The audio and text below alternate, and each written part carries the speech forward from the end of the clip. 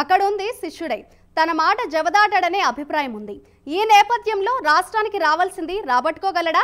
గతంలో కానిది ఇప్పుడు సాధ్యమవుతుందా? విభజన సమస్యలో కొలికొచ్చే సమయం వచ్చిందా? తన చాకచక్యంతో పని ముగుస్తారా? ఆ డబ్బు ఏపీకి వస్తే ఎంతో మేలు. 10 ఏళ్లుగా కొలికిరాని సమస్యకు చర్మగీతం పాడనున్నారా? Let's watch the story.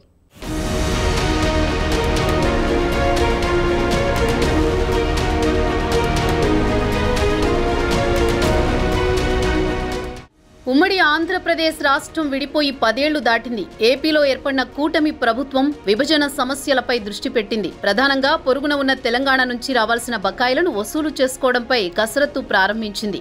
దీనిలో భాగంగా విద్యుత్ బకాయిలు వసూలుకు రంగం రెడీ చేసింది. అయితే దీనికి తెలంగాణలోని రేవంత్ ప్రభుత్వం ఎలా రియాక్ట్ అవుతుందనేది ఆసక్తిగా మారింది. గతంలో జగన్ ప్రభుత్వం ఏకంగా కేంద్రానికి కూడా ఫిర్యాదు చేసింది. తెలంగాణ నుంచి విద్యుత్ శాఖకు 5,000 కోట్ల రూపాయలకు పైగా సొమ్ములు రావాల్సి ఉందని, 10 ఏళ్లైనా ఇవ్వడం లేదని, ఇప్పించాలని అప్పట్లోనే జగన్ ప్రభుత్వం కోరింది.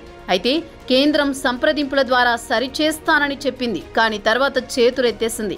ఇంతలోని 2 రాష్ట్రాల్లో ప్రభుత్వాలు మారిపోయాయి. కొత్త ప్రభుత్వాలు ఏర్పడ్డాయి.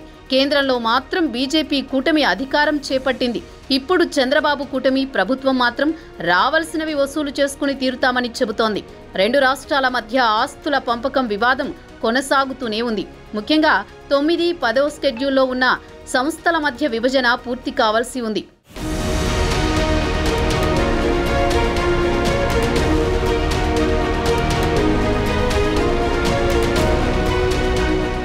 ఏపీ పునర్విభజన చట్టంలో పేర్కొన్నట్లు ఏపీ, తెలంగాణ రాష్ట్రాలు జనాభా ప్రాతిపదికన ఆస్తులు అప్పుల పంపిణీ చేసుకోవాలి. విభజన తర్వాత పంపకాల విషయంలో ఎక్కడ ఉన్నవి ఆ రాష్ట్రానికే చెందాలని తెలంగాణ సర్కార్ వాదిస్తోంది. దీంతో ఇప్పటికీ కొన్ని సంస్థల విషయంలో చిక్కుముడి వీడడం లేదు. ఇలాంటి సంస్థల్లో మున్సిపల్ శాఖకు చెందిన కొన్ని సంస్థలు కూడా ఉన్నాయి. అలాంటి సంస్థలపై పురపాలక, పట్టణాభివృద్ధి శాఖ దృష్టి పెట్టింది. హైదరాబాద్లోని AP housing board, Deccan infrastructure and land holdings ఆస్తులను గతంలోనే జనాభా ప్రాతిపదికన విభజించారు. విభజన ఎలా చేయాలనే విషయంపై పెద్ద ప్రణాళిక కూడా సిద్ధం చేశారు. అయితే దీనిని అమలు చేసేందుకు ఎవరూ ముందుకు రాలేదు. ఏపీ హౌసింగ్ బోర్డు లెక్కల ప్రకారం తెలంగాణ నుంచి సుమారు 5,170 కోట్ల రూపాయలు ఏపీకి రావాల్సి ఉంది. ఆయా సంస్థల ఆస్తులకు సంబంధించి సుప్రీంకోర్టు, హైకోర్టులో ఉన్న కేసులను కూడా త్వరితగతిన పరిష్కరించేలా చర్యలు తీసుకోవాల్సి ఉంది. ఇప్పుడు బాబు, రేవంత్ రెడ్డిలు కలిసి తతంగం ముగించాల్సి ఉంది.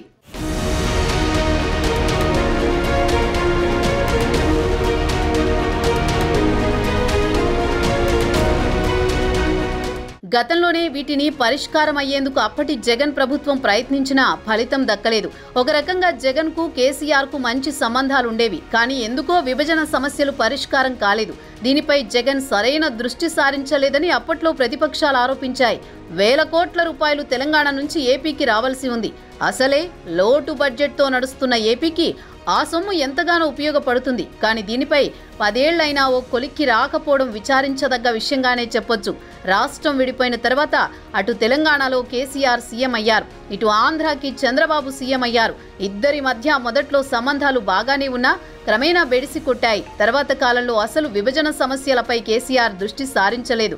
2019 ఎన్నికల తర్వాత తెలంగాణలో కేసీఆర్ మరోసారి సీఎం అయ్యారు. ఏపీలో అధికారం మారింది. టీడీపీ ప్రభుత్వం పోయి వైసీపీ ప్రభుత్వం వచ్చింది. జగన్ సీఎం అయ్యారు. దీంతో విభజన సమస్యలు తీరుతాయని అనుకున్నారు అందరూ. కానీ అవి ఎక్కడ వేసిన గొంగడి అక్కడే అన్నట్లు ఉన్నాయి.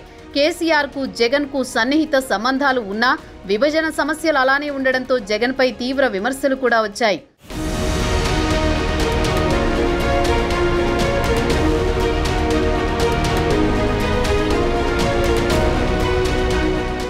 తెలంగాణలో ప్రస్తుతం కాంగ్రెస్ ప్రభుత్వం ఉంది. సీఎంగా రేవంత్ రెడ్డి ఉన్నారు. రేవంత్ రెడ్డికి, చంద్రబాబుకు వ్యక్తిగతంగా మంచి సంబంధాలే ఉన్నాయి. ఈ నేపథ్యాన్ని పురస్కరించుకుని కూటమి సర్కార్ ఇప్పటికిప్పుడు విద్యుత్ బకాయిలు 5,000 కోట్లు తెచ్చుకునేందుకు ప్రయత్నాలు చేస్తోంది.